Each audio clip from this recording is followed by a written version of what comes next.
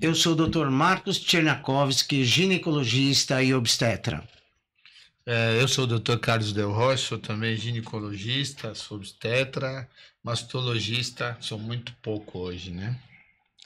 Sejam todos e todas muito bem-vindos a mais um episódio do Mulherando na Saúde, um espaço para nós falarmos sobre a saúde da mulher de uma forma bem tranquila, de uma forma confiável e com muita credibilidade. Nós temos aqui, né, trazemos sempre especialistas, histórias inspiradoras como a sua, vão nos dar dicas da saúde, bem-estar. Nossas conversas, elas visam acolhimento, informação e transformação. E hoje, um episódio extremamente especial, uma convidada especial. Nós estamos hoje com uma das maiores notoriedades femininas da ginecologia. É uma mulher, uma trabalhadora, dona de casa, mãe, tudo que a finalidade do Mulherando, ela é simplesmente aquilo que a gente deseja no Mulherando, que é o empoderamento da mulher. Essa convidada foi a primeira mulher titular de ginecologia da Escola Paulista de Medicina. Nós estamos aqui com a nossa convidada, a doutora Maraí Sartori. Seja muito bem-vinda aqui, Maraí. E suas considerações iniciais.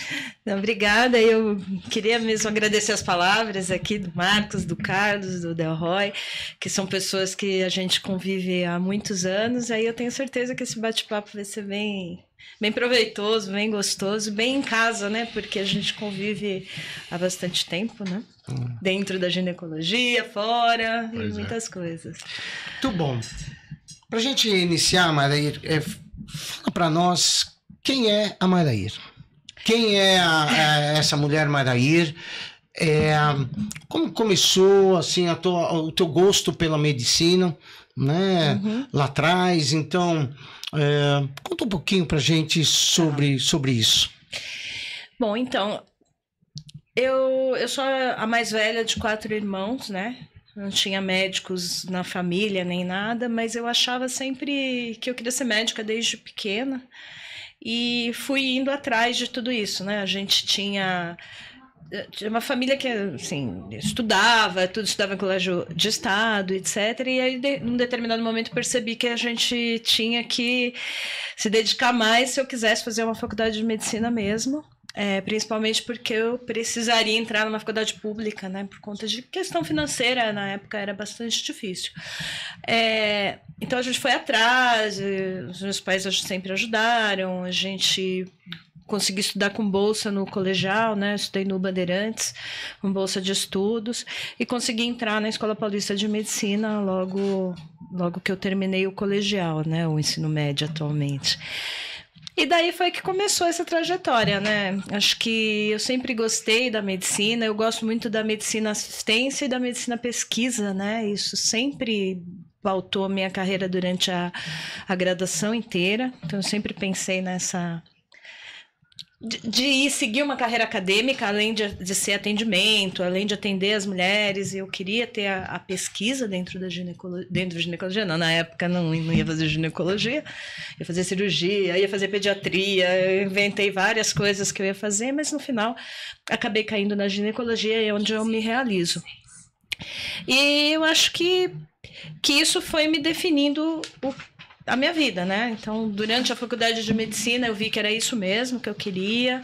Foi lá que eu conheci meu marido, meu atual marido. A gente casou depois de terminada a faculdade. No exército, né? Ele foi pro exército, depois voltou na residência. Noivo. Voltou noivo. Vai deixar ele pro Foi exército noivo, né? sem noivo, né? Sem noivado. Mas a gente casou, eu estava na residência, ele também. E foi indo tudo nessa sequência, né? E eu consegui fazer esse meu objetivo de carreira acadêmica logo cedo. Eu fui fazendo residência, fui para o mestrado, foi porque é uma coisa que eu gosto muito. E fui tendo os meus filhos, né? Que são vários. Mas a Escola Paulista de Medicina era a faculdade que você queria? Sempre foi? Você pesquisava sobre isso? Sim, quando a gente estava no colegial, eu fiz Colégio Bandeirantes, e era uma tradição de entrar na USP, né? Sempre foi essa tradição. Que era perto da minha casa, era a faculdade que eu conhecia.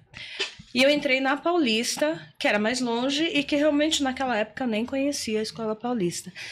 Mas olhando, e claro que eu fiquei super feliz, era uma faculdade federal e foi ótimo também.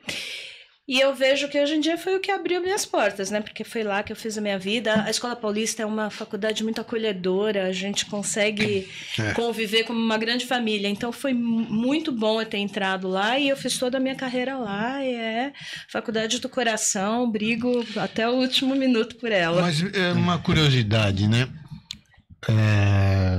Além dessa carreira brilhante que você tem, né? Você tem 4 filhos, você coordena muito bem essa situação dos filhos, da família.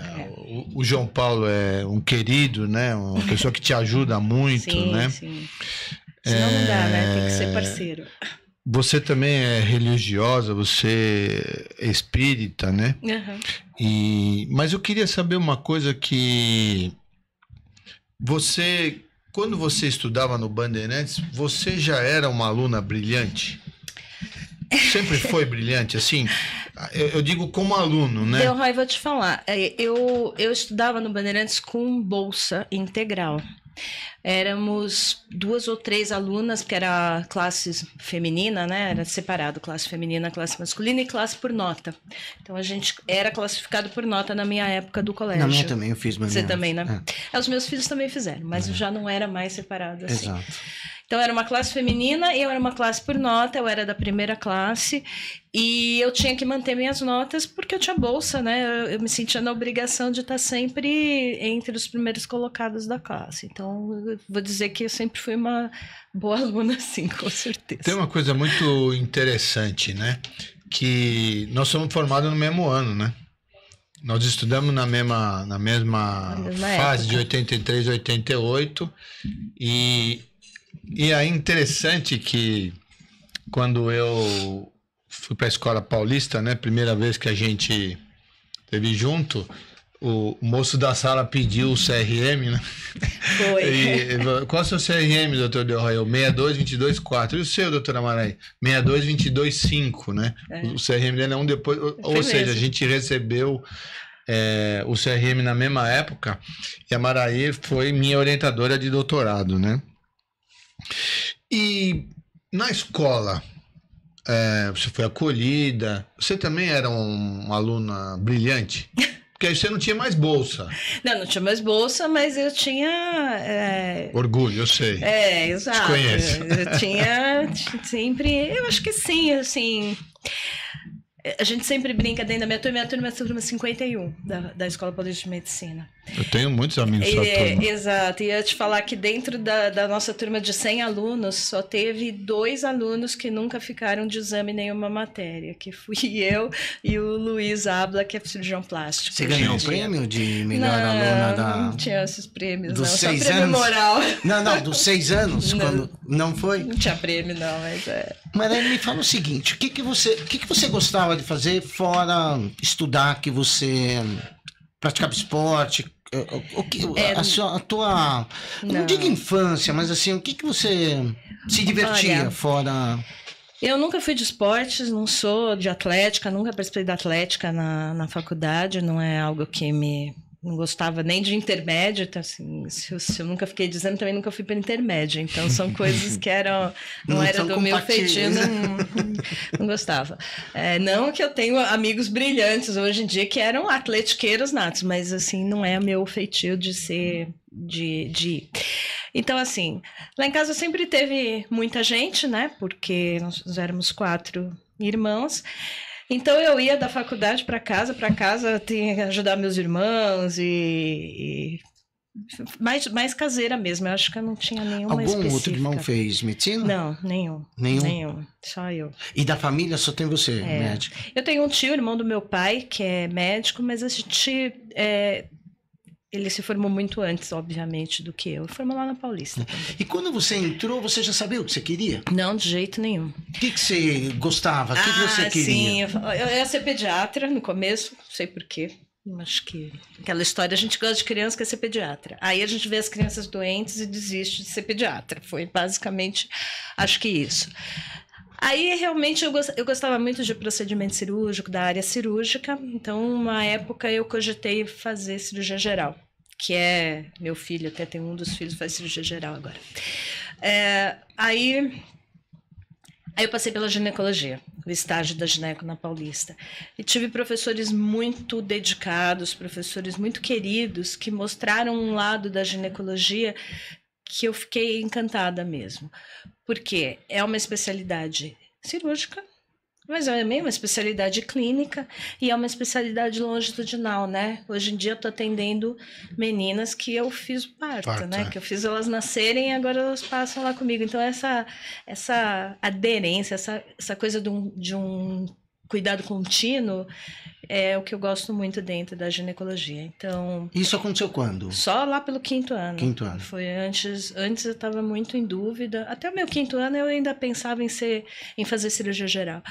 Mas aí o 5º ano era o estágio de 5º ano era ginecologia, aí fiquei, daí não saí mais. Aí foi. Mas essa escolha da ginecologia, ela teve lá os seus professores, né? Sim. Tem influência aí do Manuel, do professor Geraldo, com certeza, né? E professor Wagner Gonçalves, professor Edmundo Baracá, professor Manuel Girão, professor Geraldo Rodrigues de Lima. Eu acho que foram pessoas que foram muito importantes na minha formação.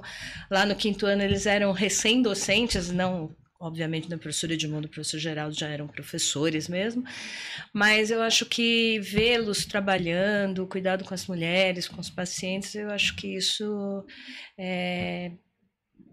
me fez gostar muito da área e querer seguir os passos. E hoje eu escuto algumas das minhas alunas de iniciação científica, aluna mesmo de graduação, que de repente falam, não, professora, eu vou fazer GO, porque eu gostei muito de passar aqui com vocês, tal. O que é bom também. Eu acho que tem muito disso durante a faculdade, né? Às vezes... O estágio ser bom te anima. O estágio de ginecologia e obstetrícia da Escola Paulista, ele é considerado dentro do conselho, né? Acadêmico, o melhor ou um dos melhores, né? Ele é um estágio para graduação bastante elogiado. Eu acho que a gente tem esse cuidado até hoje com os nossos alunos e residentes. Apesar de todas as dificuldades que as universidades federais passam, né, a gente tem mantido um bom contato com aluno e residente. Acho que sim.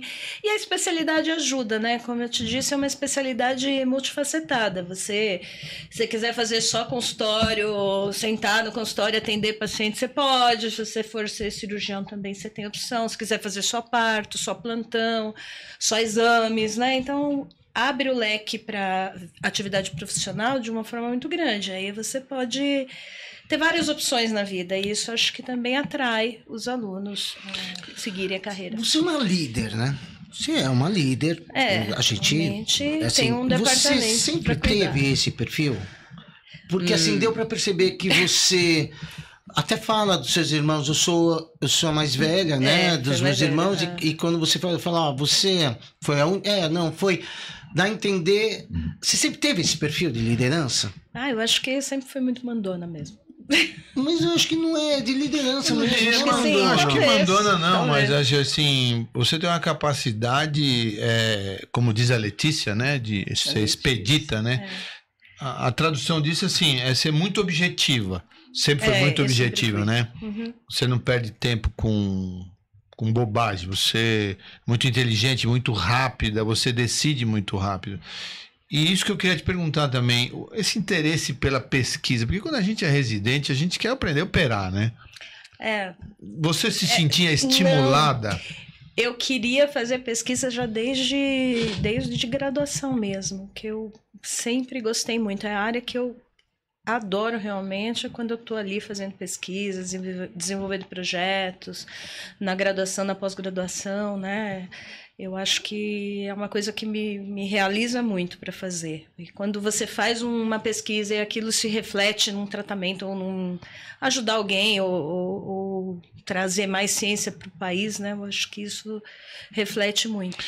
E fazer pesquisa, obviamente, te torna um médico melhor, né? Porque você está sempre atualizado, sabendo o que está acontecendo, você consegue pensar em evidência científica, isso é aplicável também na assistência. Né? Quando você era aluna da graduação, você foi estimulada para pesquisa? Você fez iniciação científica? Não, a gente não tinha isso na nossa época, como tem hoje em dia, de aluno ser estimulado para fazer iniciação científica e tudo. Eu via muito os professores que gostavam dessa área toda, e isso acabou me cativando. Tanto que quando eu entrei na residência, eu imediatamente comecei a ir atrás de algum projeto para desenvolver. Quando eu estava no meu R2, que começou a criar o ambulatório de uroginecologia, que não existia, né? E aí eu estava ali com o professor Manuel Girão, ele começou a querer, olha, precisamos separar as mulheres com incontinência, atender de um lugar separado ou diferente do ambulatório de ginecologia geral. E aí comecei esse ambulatório desde esse início, né? Comecei a trabalhar com ele nessa área para desenvolver a uroginecologia, e aí foi a pesquisa maior nessa área. Você imaginava, assim, você almejava chegar a titular? Sempre foi uma coisa que você, assim, você tinha na tua... Sim. Fiz uma carreira direcionada. Eu esperei eu ter o meu primeiro concurso para poder engravidar da minha primeira filha. Foi planejada. Fiquei casada 6 anos antes de ter a primeira filha. E tudo bem que depois vieram vários, né? Mas a gente esperei para ter esse ingresso na carreira, ou pelo menos para terminar o meu mestrado, para poder ter uma titulação. Eu fiz o doutorado, estava grávida, fiz a livre docência, minhas gêmeas eram pequenininhas. Você já sabia, por exemplo, quando você entrou na graduação, você falou, eu quero fazer mestrado, eu quero fazer doutorado, eu quero fazer livre docência. Claro que a titularidade vem... Era uma coisa que você... Era assim, quando eu entrei na faculdade, não, porque você não tem noção do que é uma faculdade. Você sai do colégio, é muito diferente tudo aquilo que você tem. É totalmente novo, né? As matérias são outras, o tipo de aula é outro, o tipo de prova é outro esquema do que você fazer primeiro, segundo e terceiro ano do ensino médio, focado, por exemplo, para um vestibular. Então, ali você não tem conhecimento. Mas eu estava na Escola Paulista de Medicina, né? Que é um centro de excelência em pesquisa. E toda aula que você tinha era alguém falando de alguma pesquisa que estava sendo desenvolvida, do mestrado de alguém. Aí você tinha dias que a reunião daquele setor que você estava passando era a defesa de tese de alguém. Então, você vai conhecendo como que tem tanta pesquisa lá dentro, né? E acho que aí te estimula, te segue. Isso é muito importante, porque assim, você é uma referência, e é uma referência, assim, como mulher e como acadêmica. Então, é importante as pessoas... por isso que eu te pergunto, né? É tão difícil hoje em dia, né? A gente que lida com os residentes, com tudo... Perceber um perfil de uma pessoa que quer se dedicar à universidade, quer chegar... Pelo contrário, cada vez mais as pessoas querem se formar, se especializar e já sair na vida para uns por necessidade mesmo, outros... Mas, sim... para ganhar um dinheiro. Então, você é uma referência importante as pessoas ouvirem exatamente quando foi esse momento. Eu acho que foi lá pela metade da faculdade ou no internato, quando a gente tem mais convivência com os professores mesmo da pesquisa e tudo. E daí eu sabia que eu queria fazer carreira acadêmica. Para a carreira acadêmica, a gente precisa seguir os passo a passo. Eu não ia fazer pela metade, né? Você vai fazer carreira acadêmica, vamos fazer os passos a passo. Quem foi teu maior incentivador nisso? Quando eu comecei na residência, a gente tinha o professor Baracá, o Edmundo Baracá, que é atualmente professor titular lá da USP, da ginecologia da USP. Ele era o titular e foi meu orientador de mestrado. E tenho, claro, que o professor Manuel Girão, que na época ele estava indo fazer os doutorados, as titulações dele que ele foi fazendo ao longo dos anos, e foi um grande incentivador também de pesquisa. Eu acho que são as duas pessoas que mais incentivaram. E a gente tem, sim, o professor Geraldo Rodrigues de Lima, que é um professor titular que sempre estimulou todo mundo a crescer, deu um super estímulo na uroginecologia, foi ele que faz mesmo, vamos fazer um grupo novo, vamos criar uma nova área aqui dentro da ginecologia. E foram esses dois. E eu lembro, assim, que o professor Baracá, que inclusive foi ele que fez os meus partos, ele sempre me dava um monte de coisa para fazer e costumava dizer, né, você tem alguma coisa atrasada, você pega aquela pessoa mais ocupada e manda ele fazer que vai sair. Acho que é isso, infelizmente, acaba sendo. Então, como a gente trabalhava muito junto, eu participava de muitas pesquisas dele e tudo, eu acho que isso que acabou estimulando mais, né? Eu fiz o mestrado logo no final, 2 anos depois que eu terminei a residência. Que ano que foi isso? Então, eu fiz a residência em 89, 90, 91, meu mestrado saiu em 93. Porque durante o final da residência eu já estava enfurnada ali, coletando dados e fazendo. Aí saiu em 93. Depois eu tive em 96 o doutorado, né? Em 95 o concurso de docente, que eu entrei como docente na universidade. Depois, livre docência, demorou um pouco mais, porque vieram as crianças, e obviamente que durante esse período que você está grávida com um bebê pequeno, é um período que a gente realmente não publica, né? Não trabalha, assim, não tem como fazer a ciência durante esse período. Mas a CAPES agora está reconhecendo isso, está dando até um certo desconto nessas mães. A urogineco foi só por conta do Manuel ou tem algum fato que inclinou você a isso? A urogineco, ela veio porque eu acho que eu estava no lugar certo na hora que ela começou. Eu era R2, não existia o setor de uroginecologia, nem mundialmente, era muito pouco falado como uroginecologia.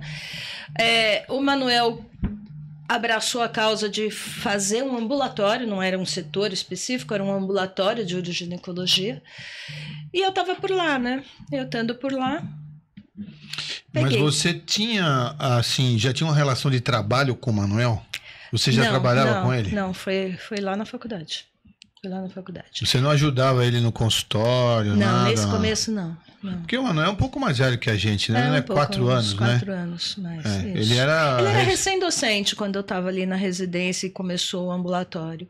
E não era. Depois de um tempo que eu me formei, terminei a residência, sim, a gente trabalhou, Wagner, Manuel, Zamit, uma turma da ginecologia, num laboratório de ultrassonografia. Então eu fazia...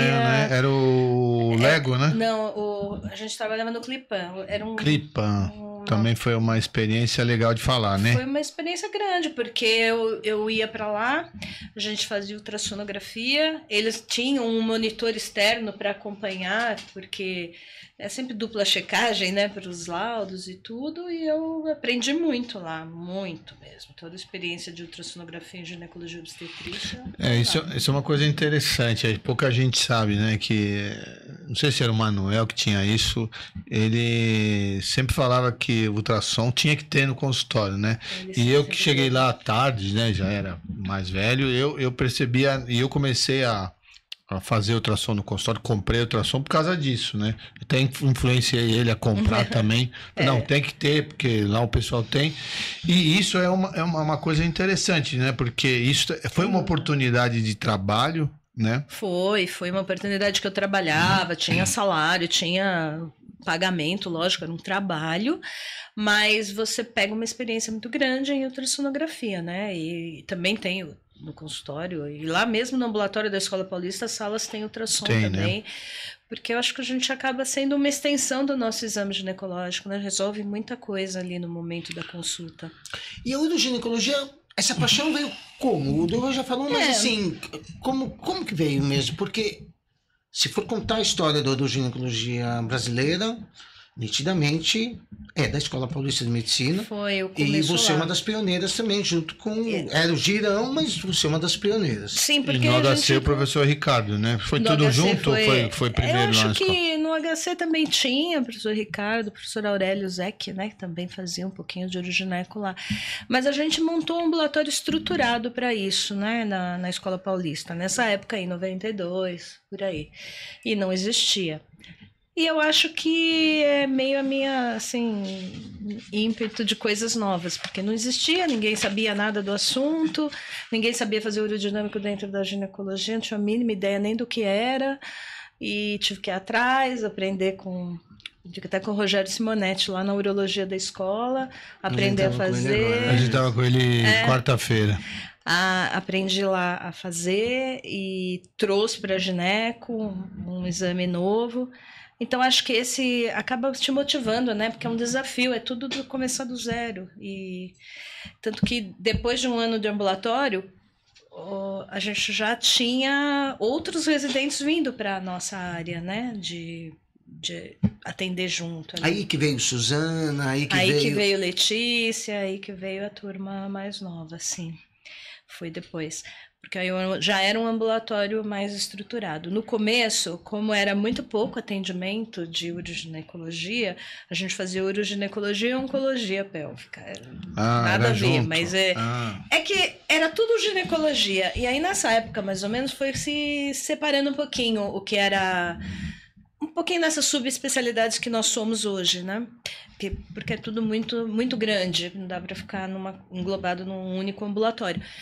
Aí, nessa mesma época, se criou a uroginecologia e a oncologia pélvica, a gente ficava nos dois e, obviamente, chega um momento que você tem que optar porque cresce, graças a Deus cresce, e aí você vai optando por um lado e eu fiquei na uroginecologia.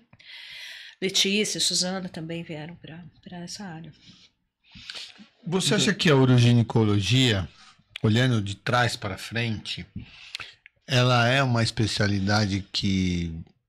Você recomenda para os residentes, para os filhos, para os amigos? Eu acho que, de novo, né? Primeiro que você tem que gostar da área. As cirurgias são muito resolutivas, né? Então, acho que quem gosta muito dessa história de resolver o problema de alguém, as cirurgias são resolutivas, os tratamentos são bons. Você trata de melhorar a qualidade de vida, né? Lógico que não é uma especialidade que trata de doenças que afetam, põem em risco a vida da pessoa. Ninguém morre de incontinência urinária ou de... Às vezes morre, não é raro, mas morre. Não é o que a gente espera. Nós não conseguimos ainda esse feito. Aí, então, é uma especialidade que a gente faz tentar recuperar uma função, né? Tentar recuperar uma qualidade de vida. Então, o tratamento da uroginecologia é uma coisa bastante resolutiva. E é uma área que está em franco crescimento, né? Porque a população envelhece, tem mais problemas uroginecológicos, existe cada vez mais algumas condutas nos partos que levam a maiores traumas perineais, então acaba trazendo novas áreas para a gente atuar, né, em resolução de problemas de trauma de períneo, de parto. E é uma especialidade clínico-cirúrgica, né, muito ampla, muito boa. Gosto bastante. Você tem um projeto na escola, né, que você adora, que é o GPAP. Isso. E que trata desses traumas do períneo. Você pegou essa bandeira, né? E como tudo que você faz, assim, ganha uma visibilidade. Não porque você é professor titular, não. É porque você consegue dar visibilidade para isso, né? E quando você fez isso, começaram a aparecer esses pacientes, ao mesmo tempo você viu o problema e ao mesmo tempo você criou a solução, que é esse curso de treinamento, que você, né, faz na SOGESP, né, que eu também faço parte disso, e que você insiste muito com isso, né? Quando que você percebeu isso? Porque a gente sabia que existia ali 2%, né, de trauma, e de repente você chegou lá um dia e falou, vamos fazer assim e pronto, foi. O ambulatório, o GPAP, que é gestação, Gestação e pós-parto, gestação e puerpério no período, né? Assoalho pélvico na gestação e no puerpério, que a gente trata dessas pacientes. Por que surgiu? Porque vinham aparecendo essas pacientes esporadicamente perdidas que tiveram traumas graves durante o parto. E eram sempre meninas muito jovens, com sequelas muito ruins, né? As pacientes com, às vezes, incontinência fecal, com rupturas perineais graves. E elas apareciam. E ninguém estava muito afeito a como resolver isso. A gente percebeu que era extremamente importante treinar os médicos que estão atendendo nas maternidades, primeiro, a evitar esses traumas. E quando eles acontecerem, porque vão acontecer, faz parte do... pode acontecer, que eles soubessem resolver da melhor forma possível para minimizar as sequelas dessas meninas, porque elas são muito jovens. Você imagina uma menina aí de 20 anos que teve um parto e ela e o filho estão usando fralda, né? Então é uma situação muito desagradável, né? Muito ruim para a qualidade de vida delas. Então a gente percebeu que precisava ter um local em que houvesse um treinamento de prevenção para gestantes, que é o que a gente faz nesse ambulatório. As fisioterapeutas nossas treinam essas gestantes para manobras que possam prevenir desses traumas acontecerem, né? Então elas fazem exercícios perineais, massagens perineais durante a gravidez.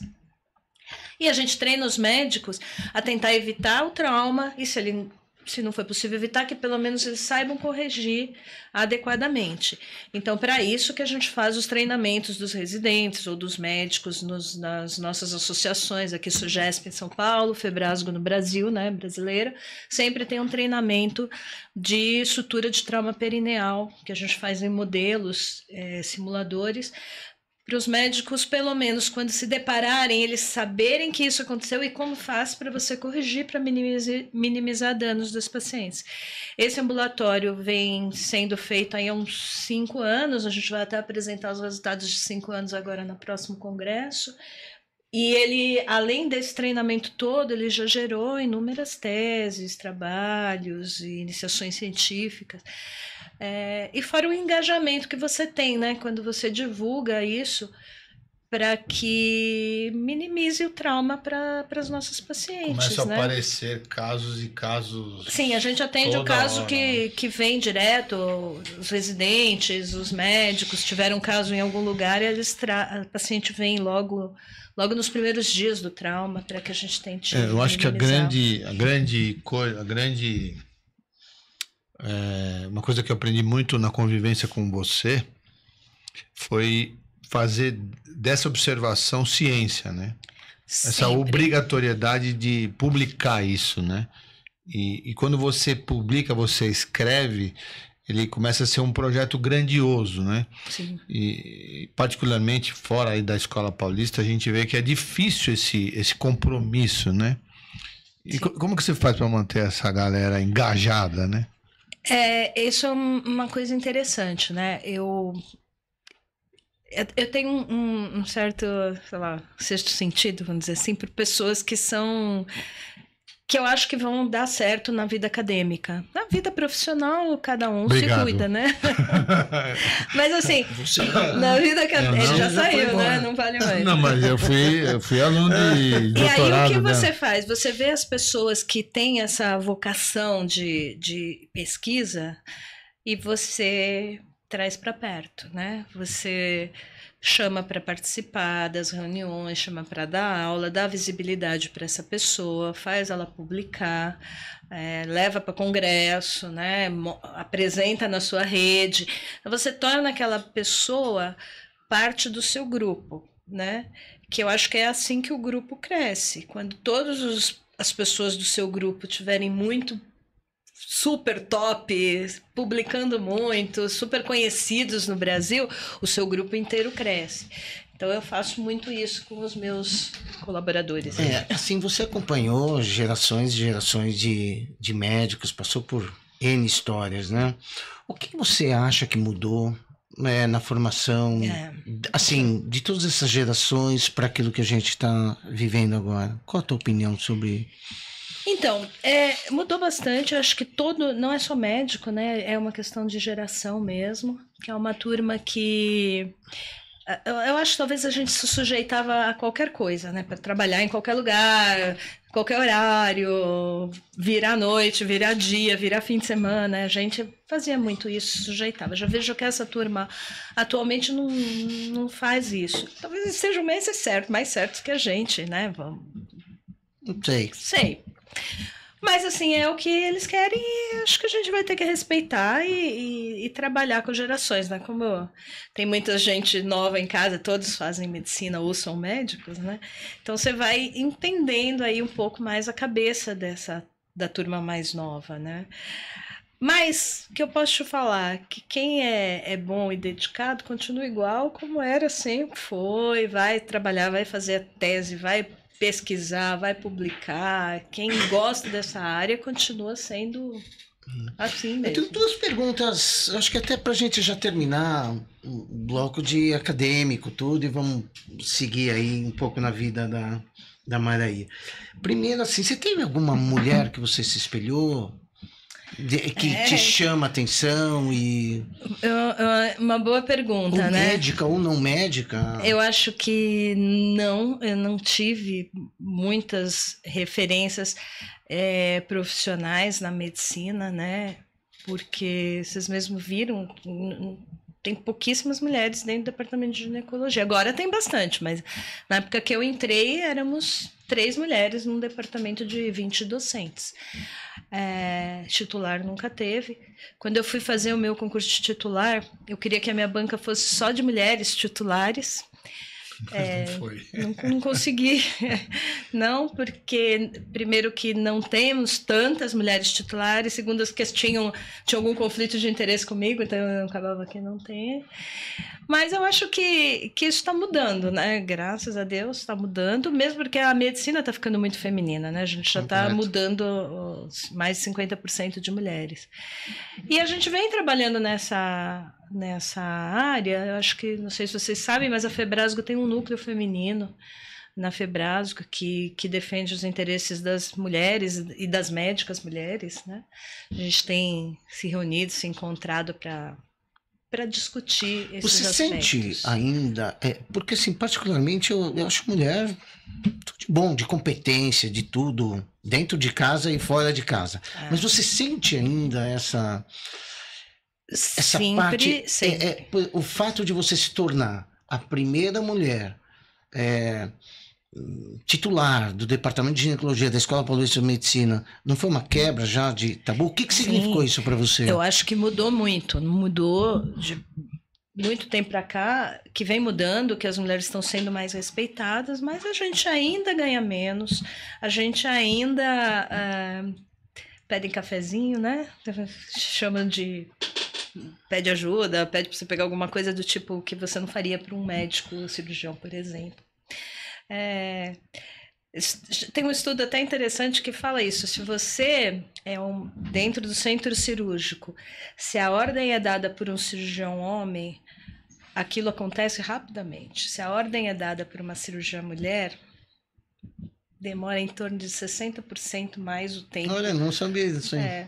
Porque você é homem. Não, que tinha até um estudo nesse sentido. Tem essa diferença, porque você é menos respeitada. Infelizmente, ainda existe. Acho que era muito mais na época que eu era residente, mas muito mais. Inclusive de assédio, de piadinha, de coisas que eram, na época, a gente não considerava nem como assédio, né? A gente achava que fazia parte. Tá melhor, graças às nossas mulheres aí que nos antecederam. Mas tem uma diferença, sempre, acho que sempre vai ter. Tanto que só recentemente, que eu estava falando, a CAPES está autorizando essa questão de você ser mãe, atrasa a sua formação científica. Então, você demora mais para publicar uma tese, você demora mais para publicar naquele ano que você está cuidando do seu filho, e você não faz o mesmo nível de publicação científica do que no ano que você não está. E o homem não tem nenhuma dessas interrupções que atrapalha. Ele vai ter os filhos e vai continuar na sua carreira acadêmica do mesmo jeito. A gente tem uma certa dificuldade, mas agora é reconhecido. Então, as mães de filhos pequenos têm mais tempo para desenvolver. É considerado isso não como um fator que atrapalhe você, que tente pelo menos considerar que a sua publicação talvez tenha ficado menor, porque você estava no período de maternidade. E isso eu acho que é bastante significativo, que as coisas estão mudando, né? Mas como toda mudança é meio devagar, né? Eu vou te fazer uma pergunta para fechar esse bloco assim. Ok, você chegou lá com curso de livre docência. Quando eu cheguei, você tinha acabado de fazer o doutorado. Foi em 2006 que eu fiz livre docência. Em 2006 eu estava lá, eu lembro disso e lembro do seu concurso de professor titular, né? Aí você chegou lá onde você queria. Não tem mais para onde ir, teoricamente, né? A não ser que você queira ser diretora da escola. Acho que talvez, né? Não. Mas aí, o que você encontrou que você gosta e o que você encontrou que você não gosta? Na verdade, assim, quando você é professor titular de uma instituição federal, você tem muito mais responsabilidades. Então, eu participo de muito mais comissões e muito mais coisas não relacionadas à ginecologia, não, relacionadas à própria universidade, a conselho universitário, a reunião de diretoria de campus, congregação da universidade. Então, você acaba tendo que trazer outras funções para você, que não é só ensinar aluno... Competências. Outras competências, sim. Não é só você ensinar o aluno, fazer uma pesquisa dentro da ginecologia. Você precisa participar de gestão mesmo, né? De gestão da universidade. Então, isso traz para você um outro aprendizado que é difícil, mas eu não vou te falar que eu não gosto. Eu acho que faz parte da minha obrigação, como tudo que eu tive lá dentro da Escola Paulista. Tudo que eu tenho hoje em dia eu aprendi lá na escola. Até minha família veio de dentro da Escola Paulista de Medicina. Então, eu acho que é a minha obrigação retribuir e ajudar no que eu puder lá dentro daquela instituição. Eu acho que o que te dá tranquilidade é que quando você já chegou no nível de professor titular... você não tem muito... eu diria assim, que as pessoas já te veem com mais respeito e elas não estão com medo de você passar por cima de ninguém, porque você já está em cima, então você não tem... Você já passou essas pedras, né? Já passou esse problema, então você tem muito mais liberdade para atuar, o que você fala é muito mais ouvido dentro das instâncias superiores da escola, né? Da universidade. Então, acho que isso também é muito bom. A gente tem muitas professoras titulares agora dentro da congregação, dentro da universidade como um todo, né? Sem falar da ginecologia, melhorou bastante. E acho que isso estimula, né, as meninas que estão entrando, que estão fazendo faculdade, que estão se formando, né? Acho que e o que você não gostou quando você chegou lá? Porque aumentou meu trabalho, né? Eu acho que aumentou muito mais a minha responsabilidade. Eu não posso dizer que assim que eu não gostei, mas obviamente que eu tive que aprender muito mais coisas numa época que eu já estava mais tranquila na minha vida. Mas não posso dizer que eu não gosto. Esse ambiente universitário eu gosto muito. Então, acho que... E dentro da universidade não tem essa questão que você estava falando antes... O fato de você ser docente mulher é vista ainda com diferença? Você se sente diferente? Não, acho que atualmente não. Acho que atualmente nós não temos mais isso. A reitora é mulher, né? A reitora é mulher. A última diretora, antes, teve o Manuel, foi diretor, o professor Magnus é diretor, a professora Emília Sato foi diretora antes. Assim, a gente tem mulheres que estão firmes e fortes lá dentro, e eu acho que a gente realmente... Eu não sinto essa discriminação. Eu sentia lá na minha época de residente, primeiros anos de formação, eu sentia assim. Agora acho que... Esse respeito... Sim. Porque a gente que te vê, que te conhece, assim, percebe que você luta muito por essa situação da equidade, né? Sim. E eu vejo que você reforçou essa ideia agora no Congresso Brasileiro de Ginecologia, do núcleo de mulheres. Eu diria que é um núcleo de mulheres líderes, né? Que não é só ser Núcleo Feminino da Febrasgo, o nome do grupo é esse. A gente estava brincando com elas lá no dia que era o núcleo de homens oprimidos, né? Emasculados, né? Ficamos brincando. Mas assim, é importante que aquela garota que está entrando ali como residente, né? não diria nem aluno, né? Porque os alunos, quando você está num grau mais alto, é mais difícil de você ter contato. Mas os residentes, os pós-graduandos, eles olham para você e falam assim, pô, eu me sinto representado. Você sente isso deles? Elas falam muito isso para mim, né? Porque eu acabo... Elas acabam me perguntando assim, mas professora, chegou no nível de titular, tem 4 filhos, está casada há 35 anos, né? Tá tudo certo, como é que eu vou fazer isso na minha vida se eu não consigo nem casar, ou nem ter filho, ou nem ter... Gente, tem que fazer, né? Você vai ter que aprender a fazer. Falando nisso, Maria, vamos para um lado agora... família, né? Família, vamos lá. Vamos para um lado família. Onde entra o João aí? Em tudo, né? Porque... Como é que começou? Que você falou que vocês estudavam a mesma turma. Como é que foi isso? Que ano que foi? O João Paulo é da mesma turma que eu. A gente começou realmente a namorar, estávamos no 5º ano da faculdade. Daí ele foi fazer oftalmologia na residência.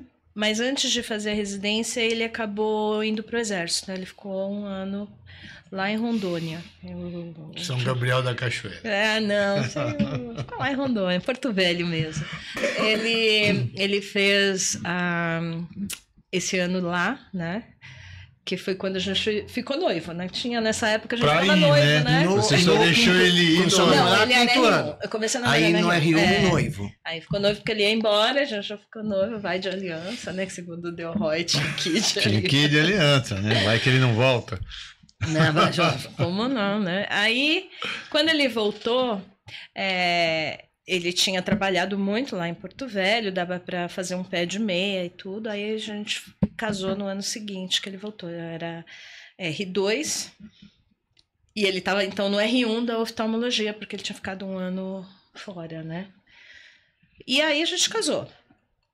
E aí ele gostava mais de discutir os meus casos do que os casos da oftalmologia, e ele acabou desistindo.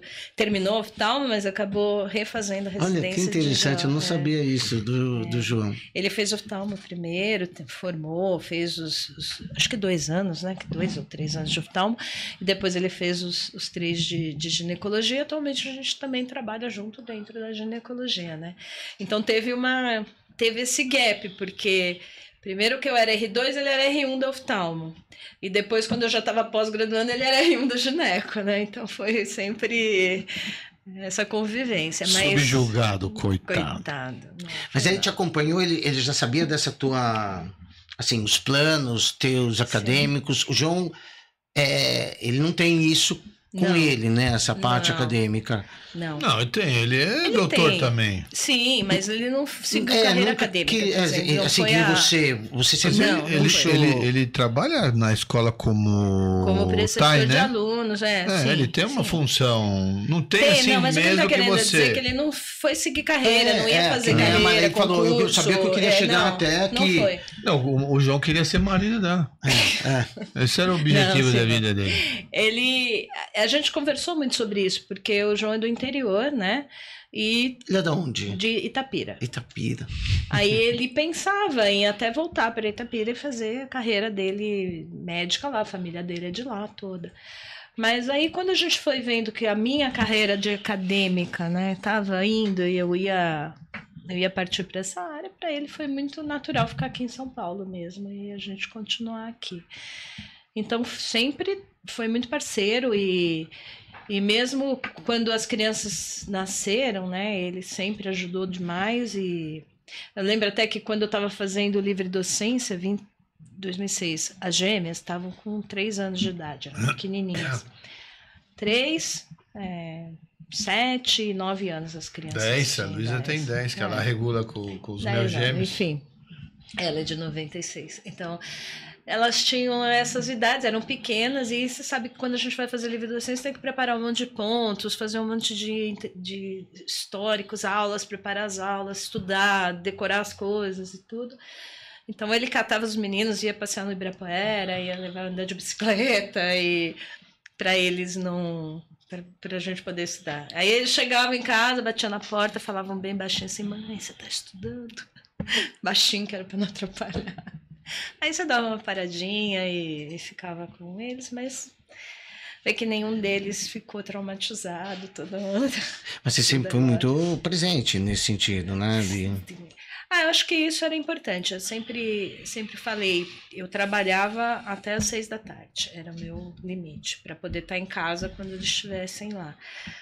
Apesar disso, acaba te trazendo menos rendimento financeiro, porque o consultório no fim do dia sempre era até mais vantajoso, mas foi uma opção nossa de estar em casa, pelo menos para jantar com todo mundo junto. E até hoje a gente espera quem vai vir, né? Porque agora todo mundo tá meio grande, nem sempre eles estão juntos, mas a gente tenta, pelo menos, jantar todo mundo junto, né?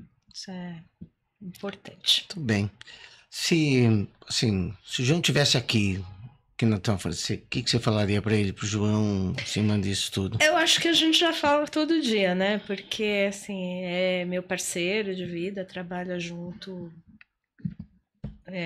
profissionalmente, familiar, é tudo junto, a gente nunca teve nenhum problema de nada, de briga, então... Vocês são muito parceiros, né? Vocês são muito... Mas tem que ser assim, né? Eu acho que um casamento tem que ser assim. Eu brigo pra boca com a minha mulher. Não você briga. não, eu sempre vejo vocês não briga. Conversando. E aí o João te mandou um recado aí. Vamos ver o que ele tem que falar pra você. Olá, eu sou João Paulo. Sou marido da Maré há quase 40 anos. Conheço ela então há muito tempo e sempre me chamou a atenção a eficiência, organização e o fato dela ser muito proativa.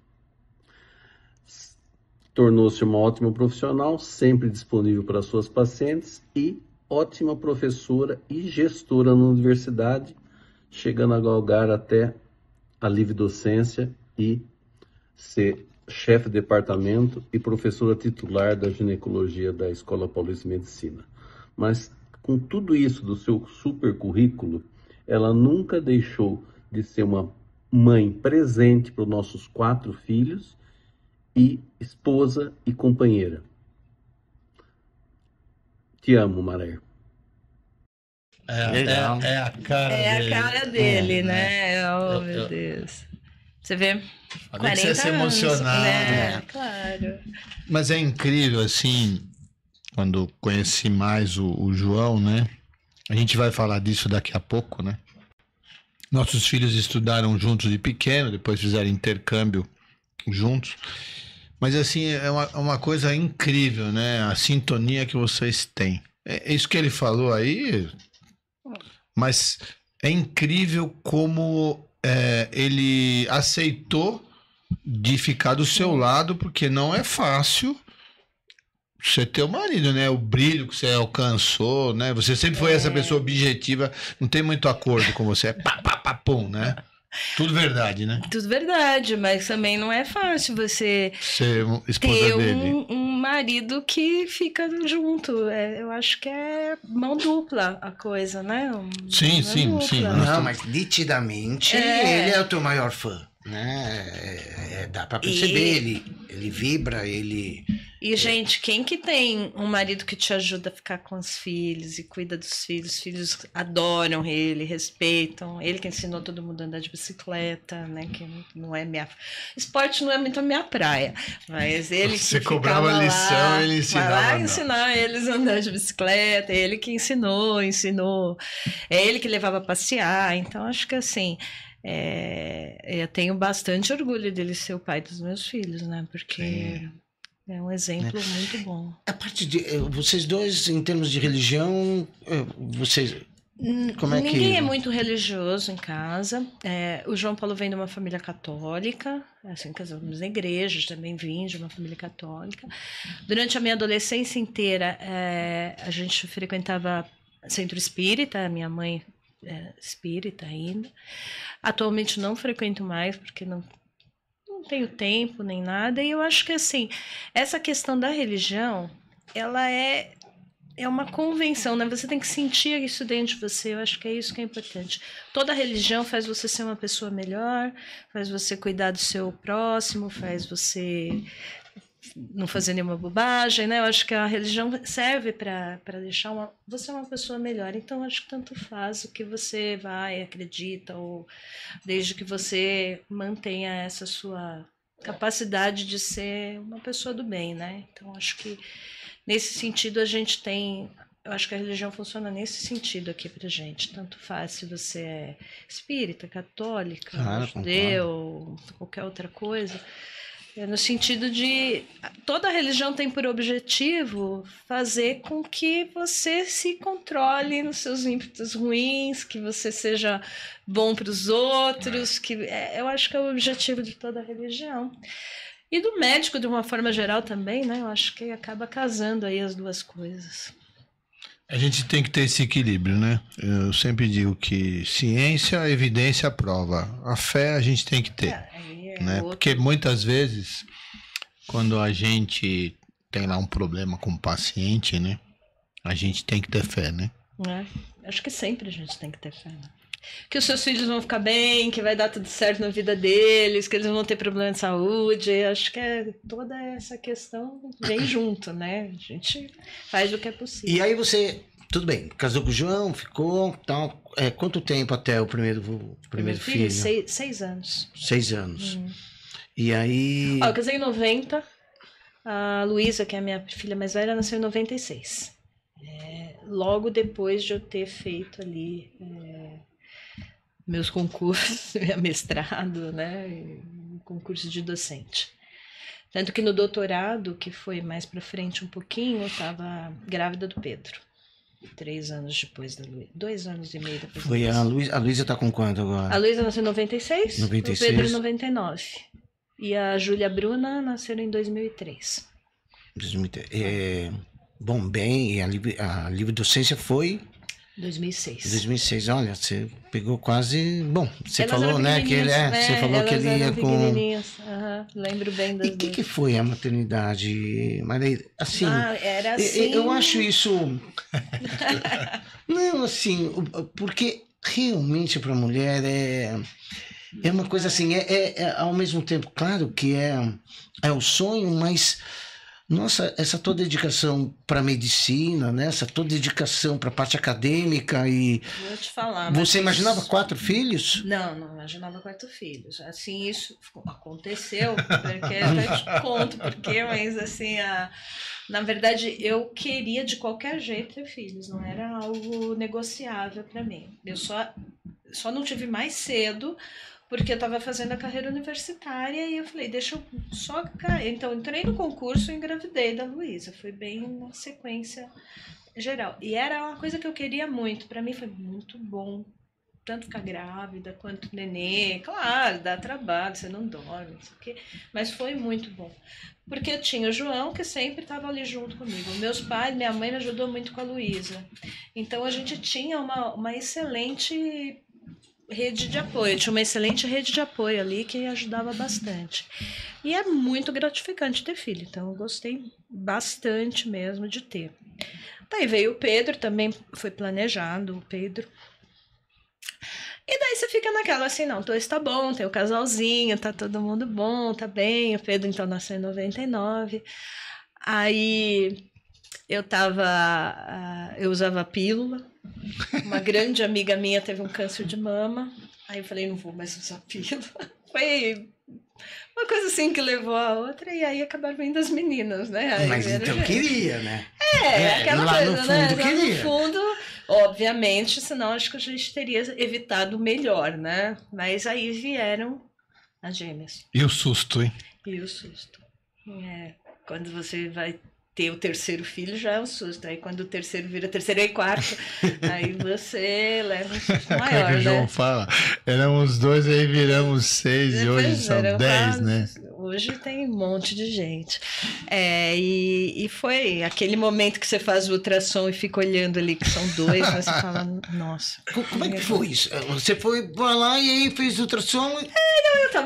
Eu tava com o teste positivo, vamos fazer ultrassom no terceiro filho. Você nunca faz ultrassom muito rápido, porque eu já tava meio assim. Você vai lá, tá, vamos fazer ultrassom. João Paulo fez ultrassom pra mim, né? Depois o transdutor, e a gente ficou olhando pra tela assim, falou assim. Aí eu falei assim, o que é aquela outra bolinha? Ele falou assim, você tá vendo, né? Eu falei, não, vendo até tô, só não acreditando no momento. Aí a gente interrompeu o exame, chamamos um colega, assim, por favor, termina, porque aqui ficou meio... Acabou Acabou a brincadeira. Aí vieram as duas. E foi uma gravidez complicada? Você ficou de repouso? Não, fiquei de repouso. Tive que parar ali na 28ª semana, mais ou menos, porque eu comecei a ter um pouquinho de trabalho de parto prematuro. Aí, de novo, foi o João que falou pra mim, que eu falei assim, não, gente, como é que eu vou ficar em casa? Vou ficar sem trabalhar até quando, né? Ficar aqui parada. Ele falou assim, você vai ficar aí sim, porque você vai querer ficar 2 meses na UTI neonatal com 2 nenês prematuros? Não, vai ficar agora em casa, quieta. Segura as pontas aqui com as contas, vai, você fica aí. Eu fiquei em casa até elas nascerem. Como foi, assim, 2 médicos...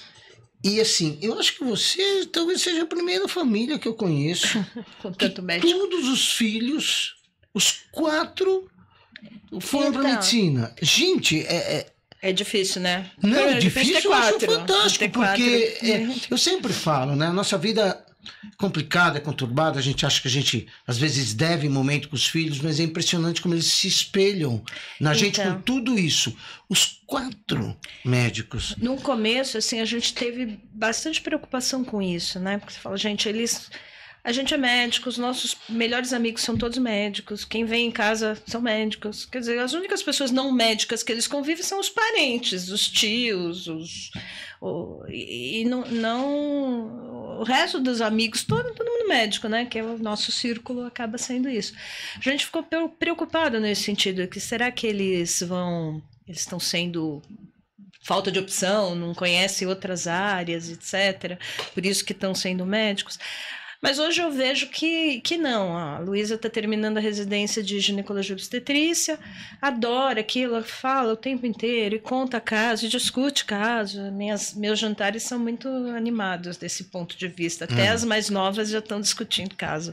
Aí vem o Pedro, que faz cirurgia geral, né, e que também manda no grupo assim, acabei de fazer uma apendicite aguda, ele manda no grupo, ou seja, você vê que eles gostam do que estão fazendo, né?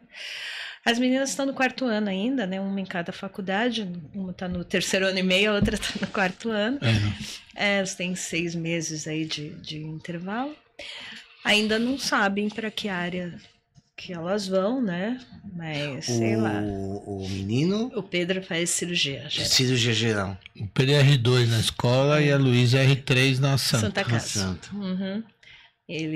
Mas eles gostam bastante. Acho que a gente não traumatizou ninguém. Não, eu continuo achando uma grandíssima profissão. E é muito bom, porque eu vejo eles crescendo, né? Os meus 2 mais velhos já se sustentam, eles estão morando fora, né, de casa, eles estão se cuidando, tudo. É bem bom de ver isso. É difícil mesmo, né? Você vê, no meu caso eu tenho uma filha, né, que se formou, deu um filho, e convivendo com 2 médicos, né? Com 2 médicos também em casa. Difícil os 4 irem para isso, mas eu acho brilhante a profissão, sinceramente. Eu acho muito bom, nunca falei mal da medicina para eles, que às vezes tem colegas que falam, a gente trabalha muito, é muito estressante. Bom, isso eles estão vendo no dia a dia, que a gente trabalha muito, que a gente se estressa muito, que o telefone toca um monte de vezes, né? Eu acho que isso eles sempre comentaram. Mãe, lembra que a gente estava no aniversário de sei quem, tivemos que sair todo mundo correndo, porque foi fazer um parto ou algo assim. Eles lembram. Mas, por outro lado, no meu tempo que eu não estava no consultório, eu estava lá com eles, né? Então, acho que eles não traumatizaram. Então, eles gostam, estão fazendo, e estão fazendo o que gostam, e não porque foram obrigados, porque poderiam ter feito qualquer outra não, mas não é só isso, né? Quando eu fui fazer pós-graduação na escola, né? Fui ser pós-graduando. Os meninos estudavam juntos no colégio arquidiocesano, né? E o João Paulo tinha uma prima lá em Itapira que tinha um programa de intercâmbio no Canadá. E eu já estava com tudo pronto, aí numa dessa o João falou, não, que eles não vão juntos, né? Vamos ver, né? E aí a gente participou de um foi evento, reunião uma reunião, né? para eles explicarem para a gente que aquilo não era um ano, era uma experiência cultural.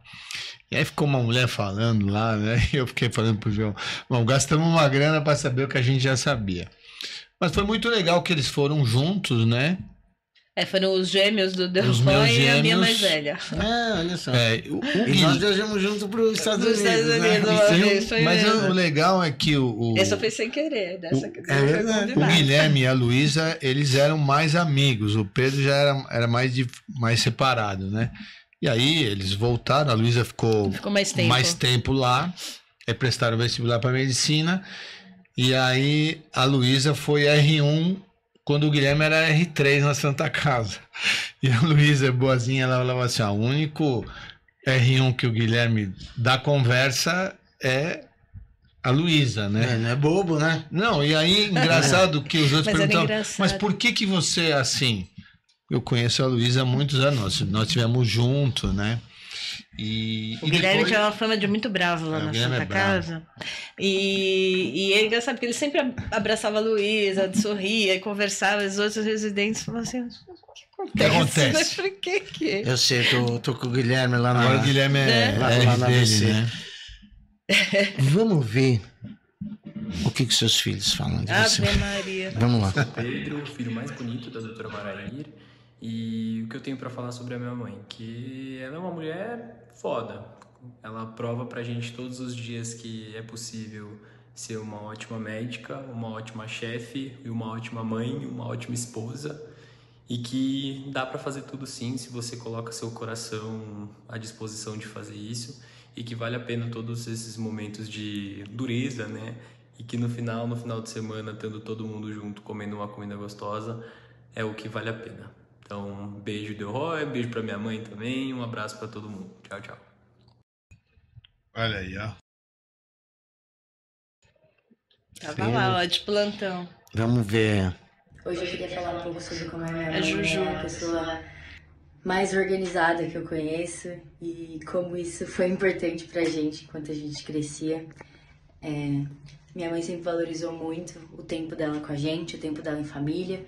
E ela sempre valorizou muito também o tempo profissional dela, o crescimento na carreira, o acompanhamento das pacientes, a disponibilidade. E eu não consigo pensar em como ela fez isso sendo a pessoa mais organizada que eu conheço. E eu admiro muito isso nela e eu espero poder ter um pingo da organização dela quando eu for médica também.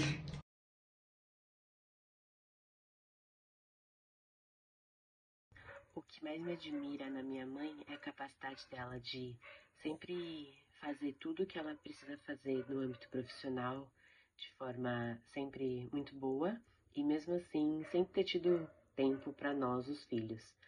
Ela sempre priorizou jantar com a gente, sempre assiste filme, série com a gente, sai com a gente, sempre está disponível para conversar se precisar.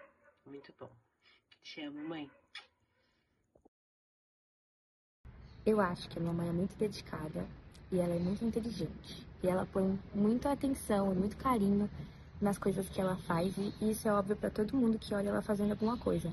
E não são coisas de trabalho, mas as coisas de família, as coisas dentro de casa são assim também. E a gente é acostumado com o jeitinho dela, tão focado nas coisas e até às vezes meio estressado. Mas é assim, normal dela e ela é uma pessoa muito maravilhosa. Gente, que sacanagem isso vocês fazerem aqui, poxa vida. Essa de surpresa, vocês que estão ouvindo aí, não tava combinado. Mas você é brava com seus filhos? Não sou não. Você tem chilique de mãe? Não tenho. Eles, é sempre assim esse tom? Não, sim. Eu nunca vi você ficar brava. Assim. Não, mas eu vi você ficar... Mas em nenhum momento eles falaram que é brava. Pelo contrário, um sabia do outro, né? Então um gravou... Teoricamente, sem saber, a Bruna mandou faz... eu tô vendo onde ela meia hora. Eu pedi, João, cadê o vídeo da Bruna? E assim, todos falaram nessa tua capacidade de organização, né? Sempre foi assim? assim, de pequena, tudo? Porque os nossos filhos não são assim. Não, eles não são. Eles são bagunceiros, mas não sei. Acho que não. Acho que mais quando eu fui precisando mesmo me organizar, né? Época de faculdade, época de vestibular, que você tem que se organizar para estudar, né? Acho que isso foi por aí. Não lembro de criança. Você não briga com eles? Com os meninos? Não, estressado, chilique de mãe, não, assim, dura. Não. Você tá fazendo? Chegou tarde. Leva bronca, mas não se tem... dão super bem? Ou brigam? Como é que... Eles entre eles? Nossa, eles têm grupo separado da gente, né? Eles têm o grupo dos irmãos, pra falar... pra falar mal dos pra falar mal dos pais, né? Tem. Hoje é o WhatsApp. Eles têm. Não, mas eles são muito tranquilos. Eu acho que essa questão de bronca, nunca precisei dar muita bronca, porque você dá uma olhada mais forte, ou dá uma reclamada maior, pronto, resolve a situação. Tipo aquela que você deu em mim na véspera do doutorado. Quem é que eu sou orientadora de doutorado? Sou eu ou alguém está te orientando? Vai para casa e arruma isso. Tá vendo? Aí eu cheguei em casa, abri a mesa, minha mulher falou: o que aconteceu? Cara, 45 anos, tomei uma bronca com uma categoria, abri todos os arquivos, porque você tinha me mandado corrigir. Eu corrigi o que você pediu, só que na hora de enviar eu mandei o arquivo errado. Aí você ficou assim, com esse seu jeito. Vai corrigir isso aqui, pronto. E foi muito legal. Depois eu conto o resto. Não dou muito chilique, não. Nem com os meninos, nem nada, não. E o quanto para eles é essa parte aí de você titular da Escola Paulista de Medicina? O quanto que eles fazem medicina, mas quanto que é essa... Eles demonstram para você? Eles foram, né, no concurso, foram assistir, ficaram super orgulhosos. Tem uma coisa curiosa até que aconteceu com a Júlia que é de cabelo liso, que falou em segundo, uma das gêmeas. A Júlia foi comigo na posse da diretoria da SOGESP agora, no fim do ano. E aí ela entrou e viu... Ela foi comigo assistir a cerimônia de posse e tal, e viu aquele monte de homem engravatado, um monte de professor, um monte de gente, não sei o quê. Quando acabou tudo, ela falou pra mim assim: mãe, você enganou a gente, né? Eu falei: por quê, filha? Assim, não, a gente acha que as mulheres são tudo por aí, poderosas e não sei o quê. Aí eu vou lá, só tem homem falando, só tem homem do CRM, homem não sei aonde, você tá me enganando, né? Eu falei: não, essa aí é a realidade, ainda é a realidade, né? Os postos. Mas tá mudando bem isso, tá mudando muito bem. Eu acho que principalmente nos postos, nos grandes postos. Tá mudando, mas é devagar. Presidente da Febrasco, mulher, sim, hoje. Tá mudando, não tô dizendo que não tá mudando, mas aí você monta uma mesa em qualquer lugar que você vai ver. Os representantes do CRM são homens. Mas você sabe que eu acho que nem é correto hoje. Você vai montar uma mesa de um congresso, você colocar uma mesa só de homem hoje, não existe. Ou talvez uma mulher tem que estar coordenando essa mesa. Eu acho que está melhorando, né? Mas é trabalho de formiga. O tempo inteiro você tem que estar dando alguma resposta para alguma situação machista, alguma situação assim desagradável.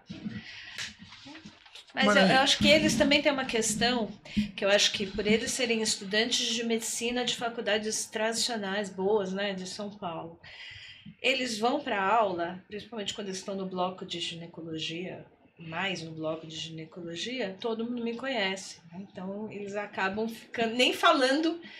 Às vezes eles nem se apresentam como meu filho, claro, para não se sentir meio pressionado lá dentro. É que o sobrenome é igual, você reconhece, as pessoas sabem que eles estudam lá, estão até esperando eles passarem, né? Então, até eu acho que isso acaba trazendo uma cobrança até injusta para os seus filhos quando você tem esse... Mas eles têm isso, eu te falo até em relação à minha filha, por exemplo, eu acho que é um dos vínculos que a gente tem que tirar essa pressão deles. Eu acho que eles têm pouca, porque eles têm, você vê que eles têm muita autoestima, né? São as pessoas bem resolvidas, que é isso que eu acho que faz bem. Mas eu acho que isso não os afeta de um modo negativo. Eu acho que se afetar, vai pro lado positivo, né? Do lado, poxa, você conhece minha mãe, né? Então, eu tenho que até me esforçar mais para não ser ruim. Eu não acho isso, Marcos, sinceramente. Eu acho o contrário. Eu acho que eles têm, pelo menos o meu filho, Luísa, que de todos que eu conheço mais, porque claro, tá sempre perto, né? Eu acho que eles têm muito orgulho dos pais, né? Você que ocupa uma posição de destaque sempre, né? Faz com que eles não sei se eles vão conseguir o que você conseguiu, nem sei se quer, mas uma coisa eles querem ser íntegros e bons médicos. Como você, como a gente né? Eu vejo isso no meu filho, que trabalha diretamente com a gente, e eu brigo muito com ele, pego muito no pé dele, porque eu digo para ele que não é questão de você ser bom cirurgião, não, você tem que ser, antes de tudo, um bom médico, né? E isso que quando ele olha você dando aula, você não é a professora Maraí, você é a tia Maraí, né? Ele é o tio Marcos, né? E eu vejo que isso, você vê que o Pedro falou, que eu pedi para ele fazer o vídeo, né? E daqui a pouco ele tá ali circulando com a gente, vamos trombar com ele no centro cirúrgico, lá vendo, né? Muito bom. Eu acho que é por aí, eu acho que a autoestima foi muito boa. O que a medicina ainda te ensina, Maria? Eu acho que todo dia você aprende alguma coisa, né? Todo dia que você ouve uma história ali de uma paciente diferente, você aprende alguma coisa, né? Até lidar com outros pacientes com situação parecida, porque casos e casos que passam na sua vida, né? Quantas mulheres que a gente conversa diariamente e te contam coisas que nem são ginecológicas, né? Então acho que essa bagagem cada paciente que você atende, você aprende um pouquinho, né? Aprende um problema novo, como lidar com esse problema, como até falar com outra pessoa que esteja com um problema parecido, enfim. Ensina o tempo todo, né? Não tem nem o que discutir. E esse aprendizado, lógico que tinha que perguntar isso. Como é que foi para você ser o professor titular depois que o Manuel morreu? Como é que você enfrentou essa questão da Covid, de tudo que ele representava, e você tem que pegar todo esse, eu diria, é uma coisa difícil, porque destroçado, né? O troço foi muito pesado, né? Manuel era o professor titular, né? Faleceu de Covid em 2021. Eu tinha feito concurso em 2020, né? Eu era recém-titular e ele era o outro titular do departamento, éramos nós dois. A gente trabalhava muito junto, muito entrosado nos projetos da universidade. Ele era diretor da faculdade naquela época, a gente sempre trabalhou muito junto, tanto em consultório quanto dentro da escola. De repente, foi embora, a escola ficou sem diretora, os orientandos dele ficaram sem professor orientador, né? Os alunos ficaram sem... Consultório, você assumiu também, né? A gente assumiu lá no começo, enquanto ele estava internado, atendemos lá no consultório dele para manter o consultório, resolver, né, as coisas, porque foi tudo muito de urgência. A internação foi de urgência, mas depois se prolongou muito tempo e ele não saiu da internação. Então foram muitos meses atendendo no consultório dele e no meu, né, para manter, assumindo os alunos que eram dele, de que a gente tinha que redistribuir os alunos que estavam no mestrado, doutorado, pós-doutorado, tudo que estava no trabalho em andamento, a gente assumiu, né, nesse sentido. E de repente eu me vi como a única titular do departamento. A gente teve que se reinventar lá e tive que organizar o departamento, que ficou perdido, né, perdendo um dos titulares. Mas eu acho que deu certo. O grupo trabalhou muito unido, todo mundo, a gente juntou todo mundo para passar por essa perda, né, que foi muito grave para a escola inteira, mas principalmente para nós lá no departamento de ginecologia. Então, acho que a gente se reinventou, os docentes todos se juntaram, dividimos os alunos, os trabalhos, os projetos que estavam em andamento, terminamos todos eles. Então, a vida seguiu, né? A gente teve uma perda. Teve essa grande. força, assim, da figura dele, muita coisa da tua liderança, do que você... Eu não tenho a menor dúvida, né? Porque tudo que eu de carreira acadêmica, de gestão e de como lidar com pessoas, com alunos, com superiores, né? Dentro de uma estrutura de hierarquia da universidade, quem me ensinou isso foi o professor Edmundo Baracá e o professor Manuel Girão. Então, não tenho nem dúvida que o que eu aprendi e o que eu faço hoje em dia é a sequência deles. Acho que... A doutrina Escola Paulista. A doutrina Escola Paulista. Repito as mesmas frases e a gente faz igual. Agora é a doutrina professora Maraír, né? Vejo o professor Geraldo, pelo menos uma vez por ano a gente almoça com o professor Geraldo, que já está com seus 90 e poucos anos, lúcido, super bem. Então, olhando esse tempo que a gente convive, esses 20 anos aí, eu vejo que agora o departamento ele tem a tua cara, né?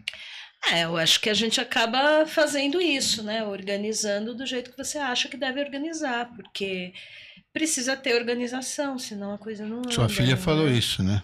Você é a pessoa mais organizada. Não, mas eu também acho que a característica...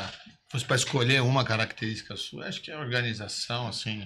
Não tenho nenhuma dúvida. Retidão, os 4 e o João também falou.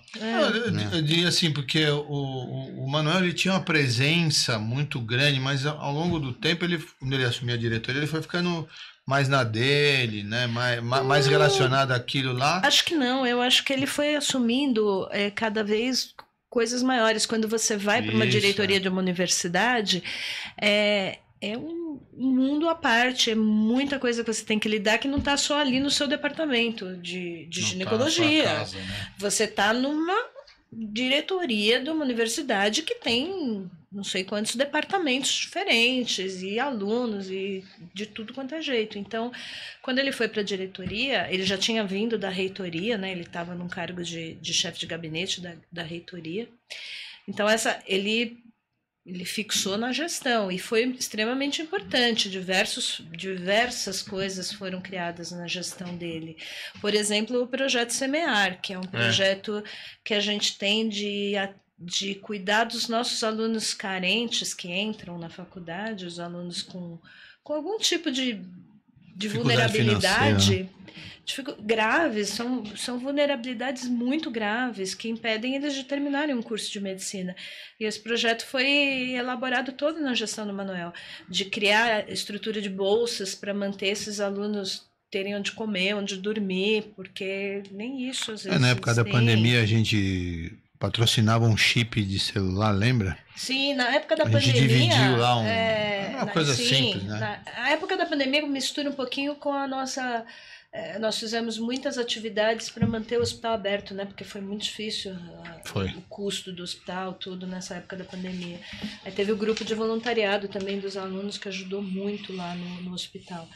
Mas o projeto Semear é um projeto muito querido, porque faz com que alunos em vulnerabilidade consigam se manter na faculdade até se formar, né? E aí eles vão mudar a vida deles, da família deles. Isso é uma coisa incrível mesmo. Aí a gente fica batalhando bolsa, dinheiro, bingo, doação, etc., para manter esse pessoal...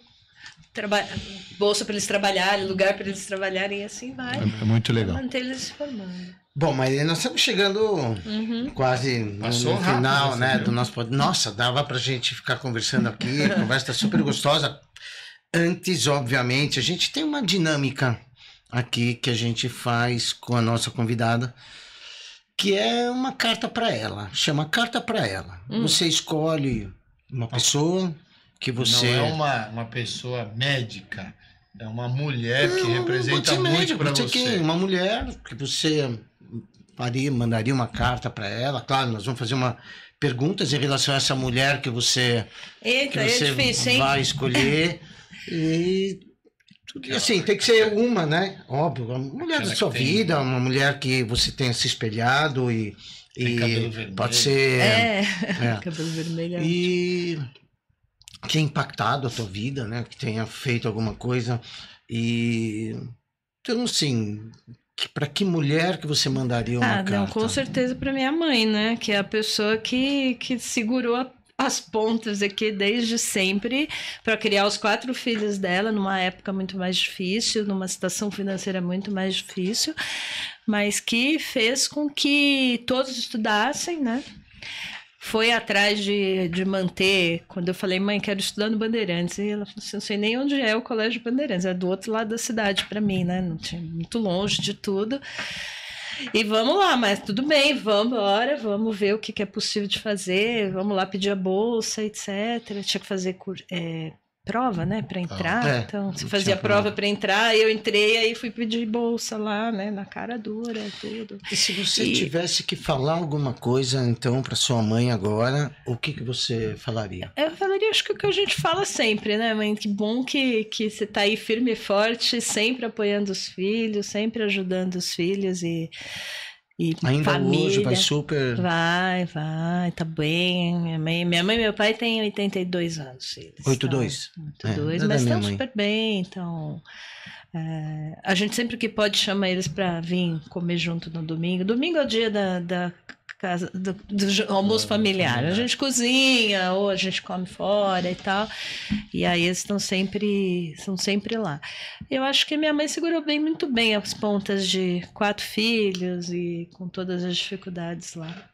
E o que ela te ensinou assim que você carrega até hoje? Eu acho que o mais importante é essa questão de ser íntegro, né? De honestidade, de integridade. Eu acho que isso é uma característica que a gente vem da família, né? Não aprende na rua, talvez. Acho que imagina que ela está te ouvindo agora. O que você falaria para ela?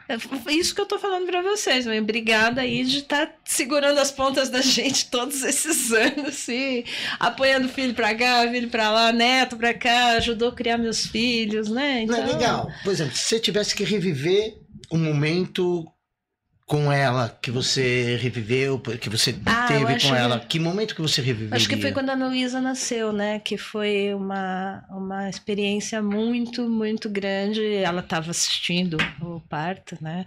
Da janelinha lá do hospital. E eu acho que esse momento de você ser... tudo bem que ela já tinha o neto do meu irmão, mas assim, é da sua filha, né? Saiu ali um nenê da sua filha. Eu imagino que seja essa sensação que a gente tem. Eu acho que foi um momento muito especial quando pegou a Luísa no colo e viu essa parte de neta da filha. Então, meu irmão, não fique bravo, eu sei que o filho dele... Fiz o parto do filho dele 2 meses antes da minha nascer, né? Mas acho que tem essa coisa de mãe com filha, né? Que é sua filha mais velha, e aí vai ter uma menina. Qual o conselho dela que você reverbera, que você sempre repete para as outras pessoas? Na verdade, eu acho que o conselho da minha mãe, assim... Minha mãe é sempre de bem com a vida, sabe? Ela tá sempre vendo o lado bom das coisas, é sempre feliz com tudo. Nunca tem nada, tempo quente, nada errado. Ela sempre vê o lado bom. Eu acho que isso é uma coisa que a gente tem que levar, né? E se ela tivesse uma palavra para definir você? Que provavelmente deve ser essa aqui. Como chama um negócio assim? Retidão.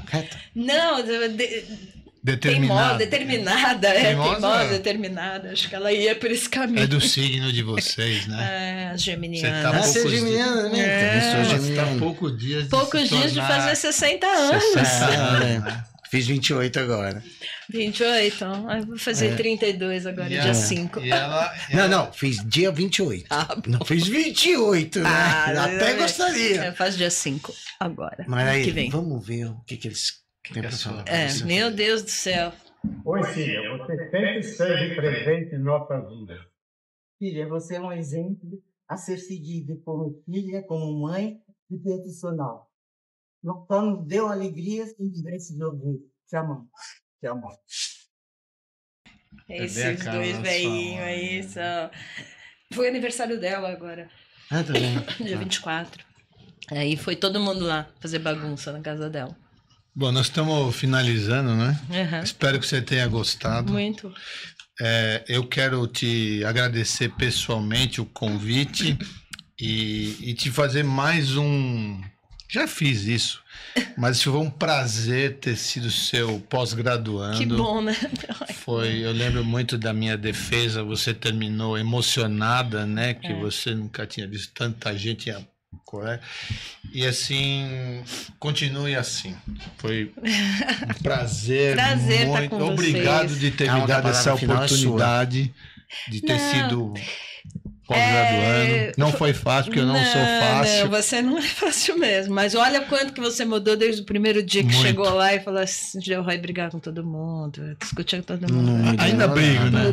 Não melhorou nada. Melhorou um pouquinho, né? Não dá muita trela que não melhorou nada.